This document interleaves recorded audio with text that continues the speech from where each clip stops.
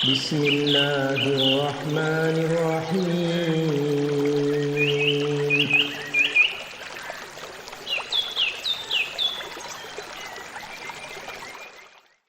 Saya sudah pernah naik ke sana. Nah, itu Gua Hira.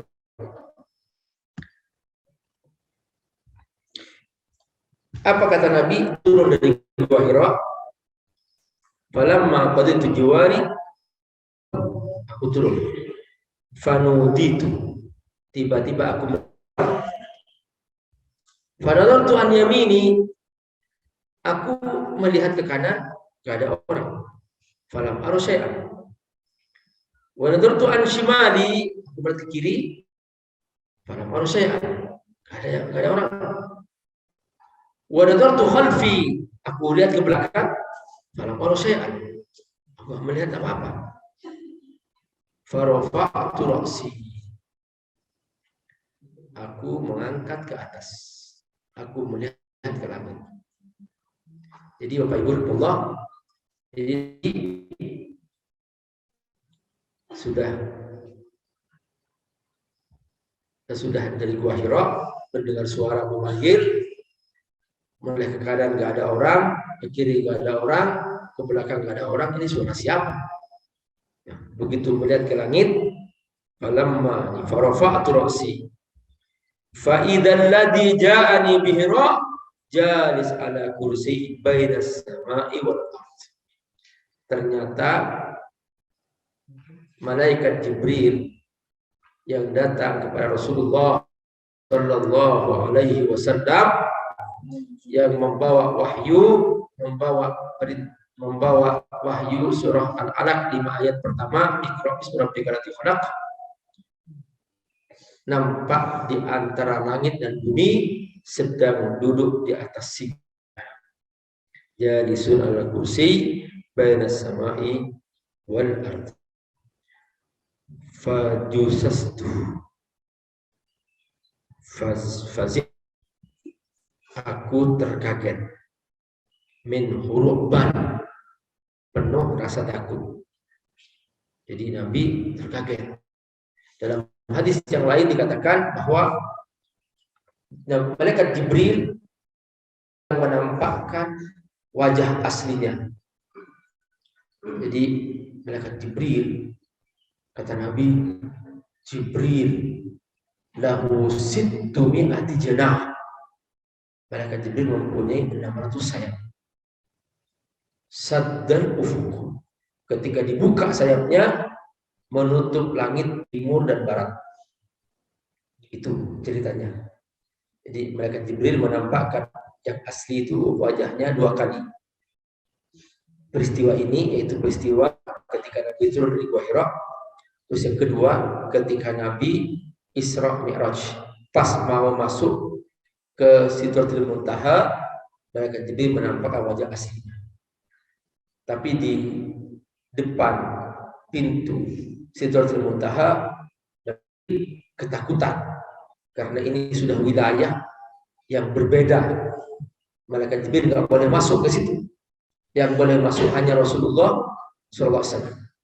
Makanya dikatakan dalam Tuhan tentang sesampainya Nabi di Sidratul Muntaha, fawasala Rasulullah sallallahu alaihi wasallam ila makanin asil ilahi malakun wala bashar. Nabi sampai di sebuah tempat yang tidak ada satupun malaikat maupun manusia sampai ke situ. Itulah namanya Sidratul Muntaha. Dan di situ Nabi Muhammad SAW menghadap kepada Allah SWT untuk menerima perintah sholat.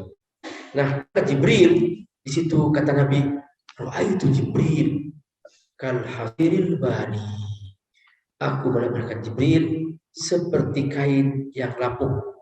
Sayapnya itu seperti kusut karena penuh ketakutan. Tadi Imam telah membacakan kisah tentang naiknya Rasulullah SAW di Sidratil Muntaha, summa dana fatadalla fakana qaba qausaini au. Nah, di situ. Jadi saking dekatnya Nabi menghadap Allah, jarak 1 busur. Bahkan mungkin lebih dekat lagi menghadap Allah Subhanahu Masya Allah, itu indahnya pertemuan dengan Allah Subhanahu wa Ta'ala. Nah, Nabi ketakutan. Ini karena Nabi bertemu malaikat Jibril dalam bentuk manusia biasa, tapi ini wajah aslinya. Jatuh. Nah, ini bapak-bapak. Halo, Bu. Jadi bapak-bapak kalau dia sedih di luar rumah, itu larinya ke ibu. Jadi larinya ke ibu. Makanya ibu itu harus menjadi tempat berteduh bagi para suami. Di bapak-bapak itu habis capek dari kerjaan, mungkin dia diomelin oleh bosnya, mungkin dia ditegur oleh atasannya, mungkin dia ya usahanya gagal, pasti dia larinya ke istrinya. Nah, buktinya apa?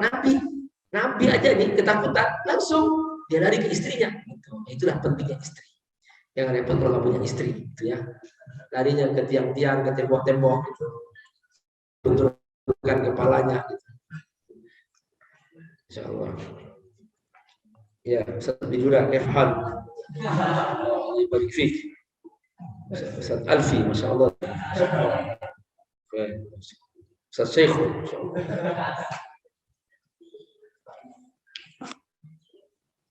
Jadi barakallah, faraja'tu, aku pulang. Fakultu, nah ini dia. Begitu sampai di rumah, tolong kepada istrinya, yaitu Ibunda Khadijah. Maka dasiruni, selimuti aku. Maka Ibunda Khadijah adalah orang yang pertama menyelimutkan Rasulullah SAW dengan selimutnya. Masya Allah, indah sekali keluarga ini. Fajitu ahli zammiluni. Dalam riwayat yang lain dikatakan, fi riwayat, aku pulang kepada keluarga.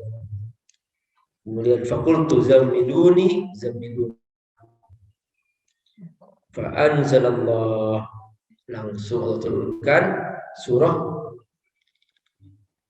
menurut jumhur ulama, surah Al-Mudaththir dan juga surah Al-Muzammil.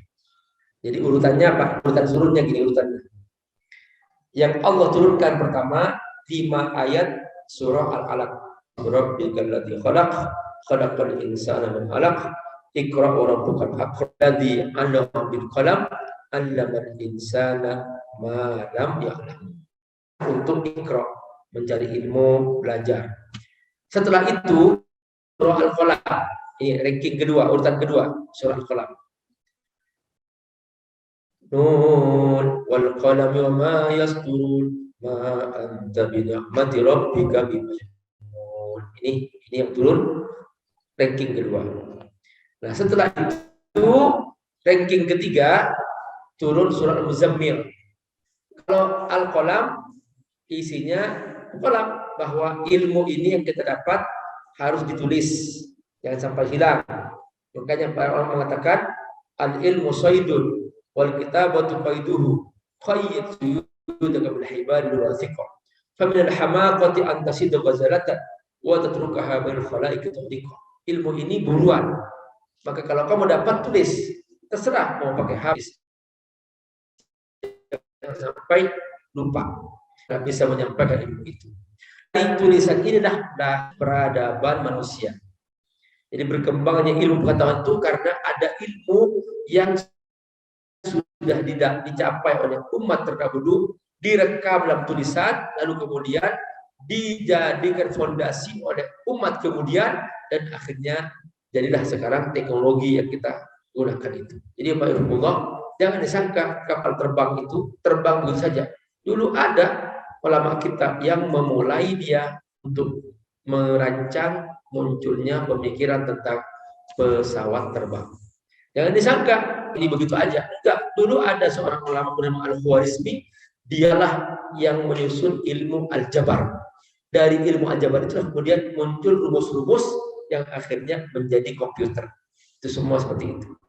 Termasuk juga kamera, lensa, itu semua dari para ulama kita. Ilmu sosiologi dari Ibnu Khaldun, dan itu semua dari peradaban yang mereka tulis. Makanya Allah ingin umat Islam ini menjadi umat yang berilmu. Jadi bukan hanya sekedar ikut. Makanya pengajian itu menjadi wajib untuk dihadiri, untuk diikuti. Bahkan kalau kita ingin tahu nih, Bapak Ibu, apakah aku ini ahli surga atau tidak? Jawabannya gampang. Kalau kita senang mencari ilmu, tanda kita ahli surga. Tapi ketika tidak suka mencari ilmu, dipertanyakan surganya. Sekalipun dia ahli ibadah, jangan ibadahnya salah. Perhatikan. Kenapa? Karena ibadah tanpa ilmu. Jadi kata Nabi apa? Man salaka tariqan yaltamisu fihi ilman, sahhalallahu lahu tariqal jannah. Ketika seseorang sudah suka mencari ilmu, tanda bahwa dia akan masuk ke surga. Tapi ketika seseorang sudah benci sama ilmu, seperti itu berubah ukurannya. Makanya yang Allah perintahkan pertama-tama bukan perintah beriman, ibadah, tapi perintah mencari ilmu. Karena Allah ingin kita mentaati Allah berdasarkan ilmu, bukan berdasarkan ikut-ikutan. Ikutnya. Karena itu pahala mencari ilmu jauh lebih besar pahalanya dari sholat semalam suntuk. Bapak merasakan 4 juz sholat, capek enggak?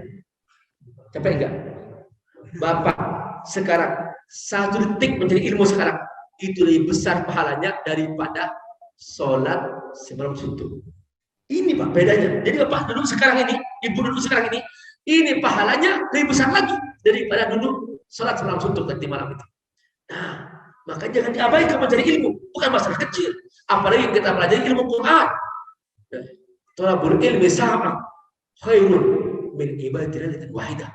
Seperti itulah kita besarnya mencari ilmu. Kenapa? Karena kalau kita berilmu, setan takut, Pak. Tapi kalau kita tidak berilmu, setan senang. Di zaman Nabi ada setan iblis keluar masuk di masjid. Mau masuk enggak, masuk enggak, masuk enggak. Nah, kita tanya, iblis, ya Rasulullah, kamu kenapa kok keluar masuk? Kata iblis, itu ingin menggoda yang sholat. Goda, aku takut pada yang tidur. Nah kenapa?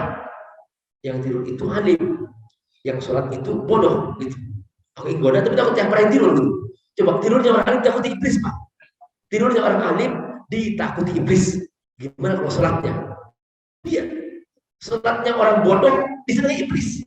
Karena mudah dikuasai oleh iblis, mudah digoda, sehingga dia menjadi sesat karena ibadah ritual yang dia lakukan. Banyak sekali kejadian seperti ini.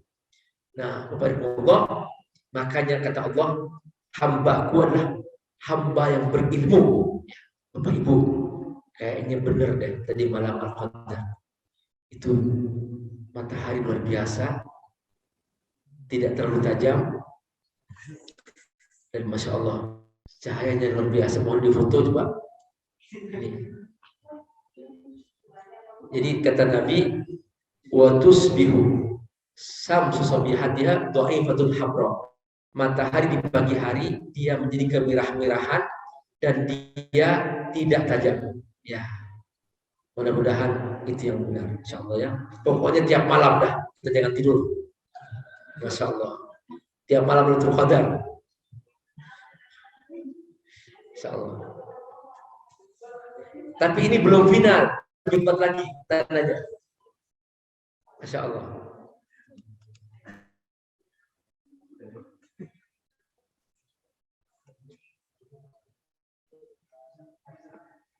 Ini Bapak Ibu, rahmatullah jamaah Zawiyah rahmatullah, di sini jamaah sedang melihat Lailatul Qadar karena kita sedang di atas gunung dan Masya Allah mereka bisa nanti dikirim ke jamaah Zawiyah oleh ibu-ibu ya. Insya Allah. Jadi mudah-mudahan kita semua tadi malam sedang bangun, sedang beribadah semua insya Allah. Nah, bermula urutan ketiga yang turun dari Quran adalah surah Al-Muzammil. Kenapa Al-Muzammil? Karena Al-Muzammil adalah pembekalan mengisi diri. Salat malam itu adalah pengisian diri. Ya ayyuhal muzammil qumil laila illa qalila nisfahu aw inqus minhu qalila aw zid alaihi warattilil qur'ana tartila. Jadi kita berdoa diajarkan untuk bangun malam. Kalau sholat malam identik dengan membaca ayat yang panjang-panjang.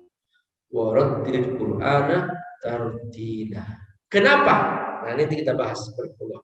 Ya, urutan yang keempat adalah surah Al-Muddathir. Sama, Al-Muzammil orang berselimut, Al-Muddathir orang berkemul namanya. Bedanya apa? Ya sama, berkemul dan berselimut. Terjemahannya hanya diubah sedikit. Jadi karena saya termasuk tim lajnah penerjemah Quran agama itu waktu itu, jadi antara para ulama itu berdebat. Yang ini pakai apa nih Ustaz? Yang ini pakai berselimut. Oke, supaya nggak sama gimana? Yang ini berkemul aja, begitu. Jadi padahal sama isinya, itu Al-Muddathir yang berselimut, berkemul itu juga sama. Nah, Barakallah. Mari kita lihat kandungan surah Al-Muzammil. Ya ayyuhal muzammil, wahai orang yang berselimut. Maksudnya Rasulullah Shallallahu Alaihi Wasallam. Qumil laila illa qalila. Bangunlah malam dan tidurlah sedikit. Jadi bukan tidurnya lebih banyak, tidurnya sedikit, bangunnya lebih banyak. Sejak kapan? Nisfahu, separuh malam.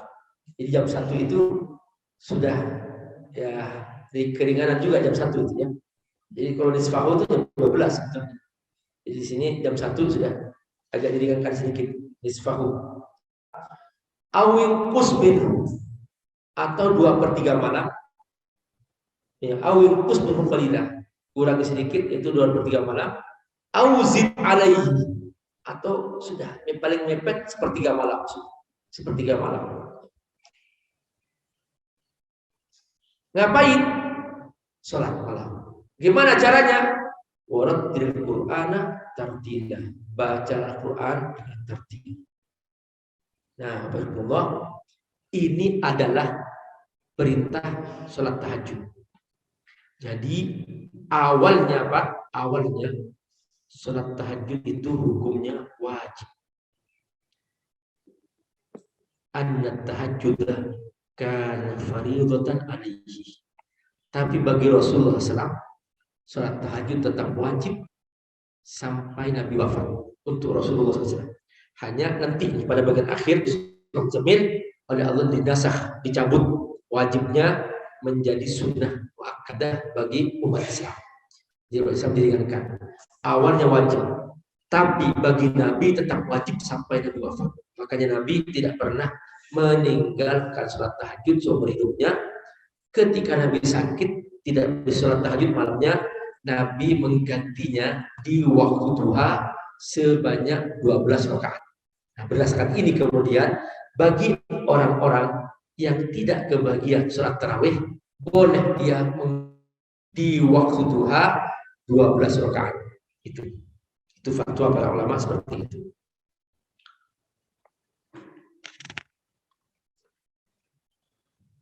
Caranya bagaimana sholat tahajud? Perbanyak baca Quran. Warattilil Quran tartila. Kenapa kok perbanyak baca Quran? Karena dengan banyak membaca Quran, kita akan merasa ringan untuk melaksanakan ibadah yang lain. Kalau kita sudah merasa indah dengan sholat tahajud, maka semua ibadah yang lain jadi ringan. Kata Allah, Inna sanulqi alaika qawlan tsaqila. Semua aturan Allah, ajaran Allah akan terasa berat kalau kamu tidak melaksanakan sholat tahajud. Mengapa di waktu malam, Pak Ustaz? Sebab Allah tahu bahwa di waktu hati hamba-hamba Allah sedang terbuka. Inna nasyi'atan laili yashaddu wa tu'am wa aqwam qila. Jadi pada malam hari Allah SWT membuka hati hamba-hambanya yang dengan itu sang hamba itu akan lebih mudah menerima sentuhan terhadap Quran. Jadi kita ini akan merasakan nikmatnya Quran kalau kita bangun sholat malam. Dengan itu nanti hati akan menjadi lembut. Wa aqwa muqila. Aku bilang maksudnya aksar ta'assuran bil qalbi. Di siang hari kenapa Pak Ustaz? Di siang hari sibuk urusan bisnis dagang. Innalaka fin nahari sabahan tawila. Sabahan tawila maksudnya kamu sibuk berdagang bisnis. Namun kata Allah, sesibuk apapun kamu dalam usaha-usaha kamu, tetaplah kamu berusaha untuk mencari celah berzikir kepada Allah Subhanahu wa taala. Duduk di atas angkot baca Quran, diri atas bus baca Quran, duduk di toko baca Quran. Pokoknya jangan sampai terputus dari Quran. Wal kuris rabbika wa tabattal ilaihi tabtina. At-tabattul artinya memutuskan diri untuk fokus kepada ibadah. Fokus pada zikir. Sekalipun sedang berdagang, sedang buka toko, tetap ada waktu fokus untuk zikir. Itu betul-betul. Jadi jangan sampai kemudian lalai. Nih anak-anak kalau sudah libur pegang HP tiap hari. Jadi tabatulnya ke HP. Itu namanya tabatul jawal. Jadi seharusnya tabatulnya itu kepada zikir. Wa tabattal ilaihi tabtina. Mengapa kita harus bertabatul kepada Allah? Karena Allah pemilik timur dan barat. Rabbul masyriqi wa rabbul maghribi. Masyriq artinya timur, maghrib barat. Tidak Tuhan la ilaha illahu fattakhidhu wakila. Maka hendaklah kamu menjadikan Allah sebagai wakil. Nah, di sini Bapak Allah memberikan pesan kepada Rasulullah SAW dan kepada hamba-hambanya di mana saja berada yang selalu dibully bazar. Jadi di zaman Nabi bazar sudah ada Pak, tukang bully juga ada. Ya, sudah banyak zaman Nabi. Nah, terutama Abu Lahab, Abu Jahal itu mereka tuh jago-jago bully semua. Dan Nabi duduk berdiri dibully. Dulu tuh mainnya sudah main lempar kotoran, sudah jeruan angkut dilempar kepada Nabi. Itu dulu. Ya sekarang sih ya gitulah. Ya Allah. Kata Allah apa? Wasbir. Sabar dong. Jangan kamu sakit hati, jangan kamu merasa minder. Sabar, wasbir. Ala ma yaqulun, atas apa yang mereka bulikan kepada kamu. Itu ala ma yaqulun, atas apa yang mereka bulikan kepada kamu. Wahjurhum, tinggalin aja gitu. Wahjurhum hajran jamila. Cuekin aja tuh dengan cara kamu tenang aja, nggak perlu kamu masukin hati, nggak perlu kamu sibuk dengan itu, ya. Langsung begitu ada bulian, langsung delete, buang saja, nggak usah kita sibuk-sibuk. Kenapa? Karena kata Allah, biarkan aku nanti yang akan berhadapan langsung dengan para pembuli itu. Wadarni wal mukadzibin ulil na'mati. Itu kenapa mereka berani membuli? Mereka berani membuli karena mereka dibayar. Mereka diberi uang oleh orang-orang kaya. Ulil na'mah, gitu kan? Ulil na'mah itu. Jadi ternyata sudah ada dalam Al-Quran. Jadi ada orang yang membiayai supaya mereka berani membuli nama. Kata Allah apa? Biarkan. Sengaja aku tangguhkan. Sengaja aku ulur. Karena aku sedang menyiapkan adab bagi mereka. Wa mahilhum qalila. Itu hanya sebentar kok. Kenapa? Apa yang Allah persiapkan? Aku sudah persiapkan belenggu-belenggu dan api neraka. Innaladaina angkala maksudnya belenggu-belenggu. Wajahima neraka yang Allah persiapkan. Terus apalagi? Yaitu makanan khusus bagi mereka yang ketika makan langsung keselak, tidak bisa dikeluarin dan tidak. Wa ta'aman dzagussa. Dzagussa maksudnya keselak. Ya, Bapak Ibu, paling nggak nyaman tuh keselak. Benar, apalagi gelondong atau bijinya gelondong keselak. Paling nggak nyaman. Jadi pokoknya dzagussa maksudnya keselak. Jadi nanti di neraka ada siksaan dengan cara ya Allah. Nauzubillah min dzalik. Bayangkan pontang-panting itu. Wa ghussatin. di sini. Wa adzaban alima. Allah menggunakan nakirah bahwa ini baru duplikat sedikit variasi adab. Setelah itu ada variasi lain lagi yang tak terhingga jumlahnya. Wa adzaban, dan itu sakit perih tak terhingga. Kapan tadi? Allah jawab, yauma tarjuful ard, nanti setelah bumi sudah goncang dan gunung hancur. Jibal wa kadril jibalu kathiban mahila, langsung seketika gunung hancur sehancur-hancurnya. Lalu kata Allah, aku kan sudah utus Rasul. Kenapa kamu nggak mau ikut? Inna arsalna ilaikum rasulan syahidan alaikum. Ini Rasul sebagai saksi bahwa kamu nggak boleh cari alasan, karena sudah pasti Rasul-Rasul ini akan bersaksi, ya Allah, aku sudah sampaikan ya Allah, aku sudah ajarkan ya Allah, aku sudah beri pengajian ya Allah, aku sudah buka ya Allah pengajian, ada yang langsung ngaji, ada yang pakai online, sudah aku sampaikan ya Allah. Kama arsalna ila fir'aun rasulan, kepada Fir'aun saja yang tidak mungkin diharapkan Fir'aun masuk Islam. Allah utus Nabi Musa AS supaya nanti di hari kiamat Fir'aun tidak punya alasan mengatakan bahwa ya Allah, aku tidak tahu ada Islam, aku tidak tahu ada Nabi. Kata Allah, sudah ada Nabi Musa AS seperti itu. Kama arsalna ila Fir'aun rasulah. Tapi sayang, Fir'aun karena sombongnya, maka dia malah kemudian menolak dakwah Nabi Musa. Fa'asa Fir'aun. Jadi Fir'aun berbuat maksiat. Fa'asa Fir'aun. Fir'aun menolak Rasul. Nabi Musa ditolak. Karena itu apa? Langsung Allah tenggelamkan Fir'aun di Laut Merah sebagai DP azab. Nanti setelah itu di akhirat masuk neraka. Fa'akhadnahu akhdan wabila, maka aku adab Fir'aun dengan adab yang pedih. Nah, setelah ini Allah gambarkan bahwa nanti untuk mendapatkan adab yang abadi ini di akhirat, di situ ada tanda-tandanya.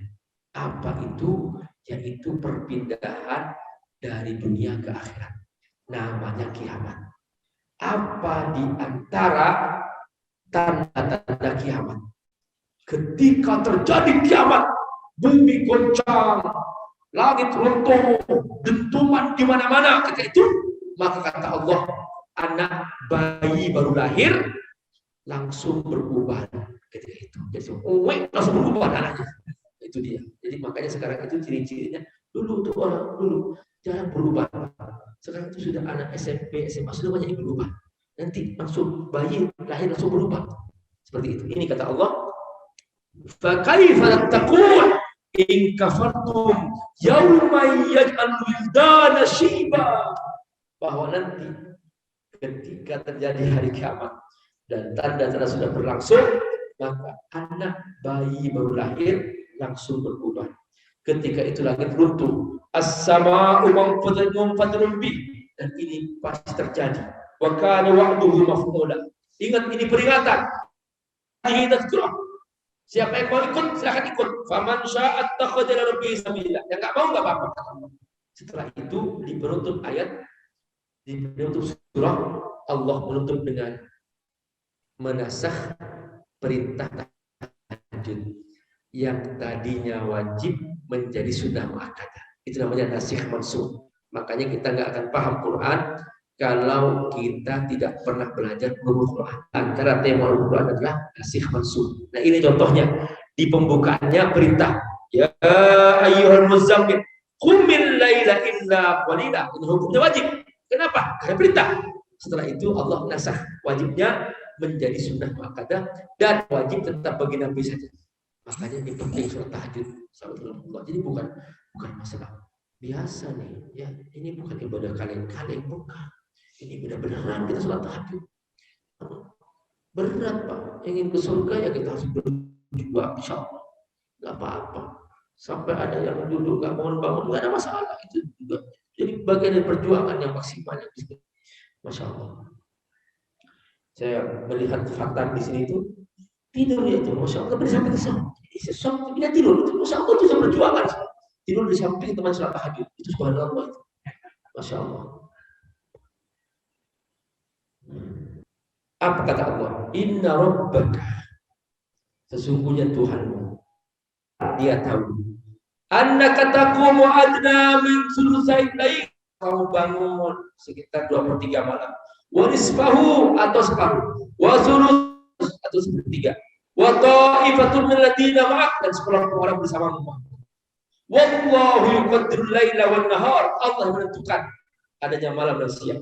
Alima allan tuhsuh, Allah tahu bahwa kamu gak akan bisa semaksimal kemampuan seperti Allah tentukan. Fatabu alaikum, Allah mengampuni kamu.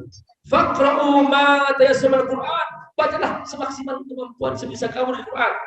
Alimaan saya kun minkum mardo, Allah tahu di antara kamu yang sakit, ya batuk-batuk, ya pilek, Allah tahu. Wa akhir yadribuna fil ard yaqtabuna fadda, ada di antara kamu yang sudah pulang duluan karena berdagang, ya ada gitu. Ada juga dia nggak sanggup juga melanjutkan karena berdagang dan sebagainya, Allah tahu. Nah, wa akharun yadribuna fil ard yaqtabuna, wa akharun, Allah tahu juga yang lain ada yang sedang berperang dengan Allah. Wa akharun di Palestina sedang berperang dengan Allah. Wa akharun yuqatiluna fi sabilillah. Yang paling penting jangan putus apa? Jangan putus baca Quran. Faqra'u ma tayassara. Wa aqimus shalah, tegakkan salat semampu kamu. Wa atuz zakat, bayarkan zakat. Wa aqridullaha qardan hasanah, bersedekahlah sebagai kamu seperti memberikan hutang kepada Allah. Ini makna bahwa orang yang bersedekah sedang menghutangkan kepada Allah. Bapak Ibu, kalau Allah yang berhutang pasti dibayar kan? Pasti dibayar. Kalau Allah yang membayar pasti lebih banyak, Pak. Pasti lebih banyak. Allah akan lipat gandakan 700 kali lipat. Ini untungnya orang berbagi. Orang yang berbagi telah menghutangkan kepada Allah. Kata Allah, wa aqridullaha qardan hasanah wa ma tuqaddimu li anfusikum min khairin tajiduhu indallah. Yang kamu amalkan itu untuk diri, tapi bagi Allah itu adalah amal yang sangat agung. Tajiduhu indallah huwa khairun wa a'dhamu ajra, itu sangat agung kata Allah. Padahal manfaatnya bukan untuk Allah, manfaatnya untuk kamu sendiri. Kamu sholat tahajud untuk kamu sendiri nikmatnya, kamu baca Quran untuk kamu sendiri nikmatnya, tapi bagi Allah mengagungkan amal itu. Tajiduhu indallah huwa khairan wa a'dhamu ajra. Makanya setelah kamu melaksanakan ibadah, setelah kamu berpuasa, melaksanakan ibadah, salat malam, perbanyak istighfar. Wastaghfirullah. Kenapa kok banyak istighfar, Ustaz? Karena kita tahu bahwa menjalankan ibadah ini banyak kurangnya, benar banyak kurangnya. Masya Allah, benar-benar Allahu Akbar. Sudah nggak tahu imam baca apa, nggak ketahuan, nggak dengar lagi baca imam. Sudah tangan jatuh ke bawah berkali-kali. Ada, udah nggak tahu dia berdiri, tapi nggak dengar apa kata imam. Benar, banyak kekurangannya. Maka kata Allah apa? Perbanyak istighfar. Innallaha ghafurur rahim, Allah Maha Pengampun. Jadi semaksimal apa kita kerjakan tidak akan sempurna. Makanya setelah ibadah perbanyak istighfar. Itulah rahasia surah Al-Muzammil. Semoga Allah berkahi. Wassalamualaikum warahmatullahi wabarakatuh.